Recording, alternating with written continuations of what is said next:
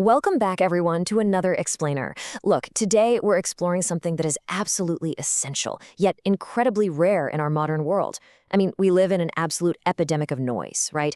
Notifications pinging, traffic humming, constant chatter, endless overstimulation. Our brains are practically buzzing 24/7.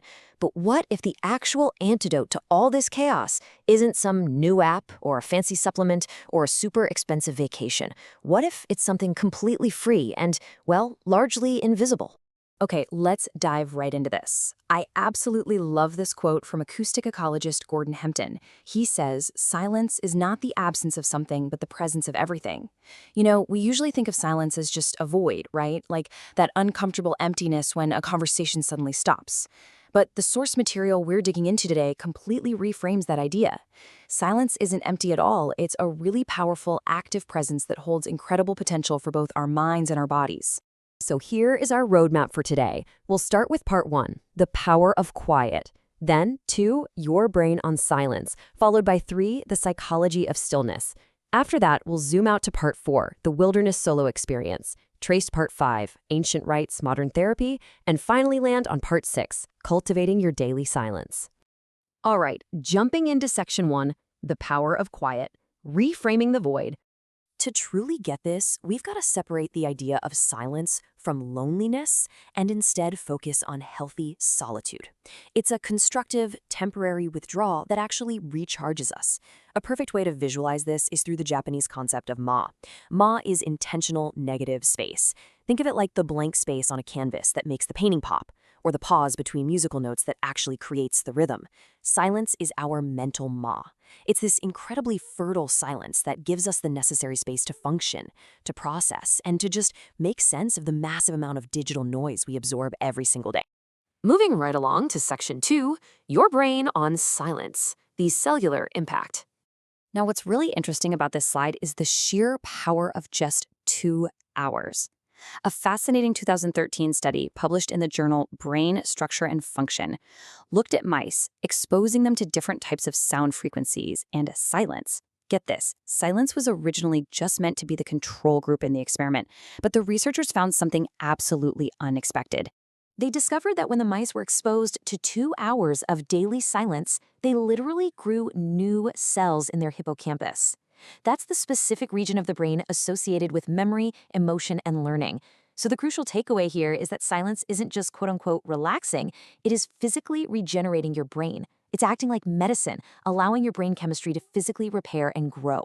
No way, right? And honestly, it gets even more efficient. Check out this comparison from a 2006 study published in the journal Heart. They found that just 2 minutes of silence is actually more effective at relieving physical tension in the body and lowering blood pressure than listening to relaxing music. Just 2 minutes. It literally changes the blood circulation in your brain for the better. So the next time you're feeling super stressed, you might want to skip the lo-fi chill beats and just turn everything completely off for 120 seconds. Which brings us to section 3, the psychology of stillness, transitioning from doing to being. So we know silence heals our cells, but how exactly does it impact our mindset? Well, researchers found that silence helps regulate the activities of your brain's amygdala, which is basically your brain's emotional control center. By calming that amygdala down, silence boosts our emotional control and significantly reduces our negative reactivity. Plus, drawing on the Lippmann-Ovadia model of a balanced adult life, silence allows us to transition from that exhausting, constant state of active doing, where we're just surviving and checking off boxes, into a much more mindful, observant state of simply being. And this wisdom isn't just coming from modern neuroscience. The ancient philosopher Lao Tzu hit the nail on the head centuries ago when he said, "Silence is a source of great strength." Philosophers recognized these profound psychological benefits way before we had MRI machines to track amygdala activity. They completely understood that quieting the external noise is the ultimate key to mastering your internal world. Which kind of leads us to a fascinating pivot in our explainer today. What actually happens if we don't just take 2 minutes of silence in our living room, but we actively seek out ultimate silence? Like what happens when we remove ourselves from the hum of modern civilization entirely to go find it? That brings us to section 4, the wilderness solo experience, nature's ultimate silence. And this brilliantly illustrates a really potent intervention, the wilderness solo. This is a purposeful retreat into absolute natural silence, entirely free from technology. Studies of backpackers, canoeists, and trail hikers who take these solitary journeys show some truly incredible psychological shifts. When all the human noise stops, these soloists report experiencing a massive sense of wonder and awe. Free from societal judgment, they're able to develop a truly authentic identity. They find deep emotional restoration, and very often they walk away having discovered a renewed, clear purpose in their lives. So why does this happen so effectively out in nature? The research points us to Kaplan and Kaplan's attention restoration theory. The whole idea here is that the wilderness acts as a unique restorative environment. Unlike an urban setting, where your brain is constantly dodging traffic or processing screens, nature provides what they call effortless fascination. You're just watching a river flow or a tree sway in the wind. It doesn't drain your attention, it actually recovers it. This rich, expansive setting gives your brain the ultimate space for healing. Section 5. Ancient Rites, Modern Therapy. Structuring the Journey. This intense solo experience is actually deeply rooted in human history, spanning from indigenous vision quests all the way to modern outdoor adventure therapy. Anthropologist Arnold van Gennep structured this as a classic rite of passage, broken into 3 stages. Step 1 is preparation, getting ready physically and psychologically for the isolation. Step 2 is initiation. This is the core solo time, often involving fasting and sitting totally alone in the wilderness, where you basically face your fears, your boredom, and ultimately yourself. And finally, step 3 is incorporation, where you return to your community to share your insights and integrate that profound growth right back into your everyday reality. As Henry Nouwen put it so beautifully, silence completes and intensifies solitude. Silence is the way to make solitude a reality. The absolutely crucial point to understand here is that the goal of a wilderness solo is never just isolation or running away from humanity. Not at all.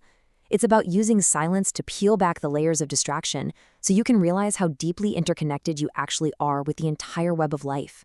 It's about building a better relationship with the wider world around you. All right, let's bring it all together with Section 6, Cultivating Your Daily Silence, Bringing It Home. So, how do we bring this epic macro journey back to your immediate reality today? Good news, you do not have to be a wilderness expert or monk to reap these benefits. Our sources offer some highly actionable steps to start right now. First, take solo walks in nature, completely without your phone or headphones. Practice deep breathing exercises to naturally quiet your mind. Begin or end your day with a silent prayer or a moment of gratitude. And if you're curious about the wilderness aspect, start with what the researchers call mini solos.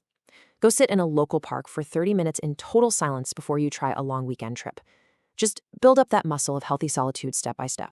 We've seen the data, right? Intentional negative space literally lowers blood pressure, it grows actual brain cells, and it unlocks incredible emotional clarity. Silence is definitely not some empty, awkward space. It is the presence of everything you need to heal and grow. Which leaves me with one final, pretty provocative question for you to think about. When are you going to turn off the noise and finally listen to your silence?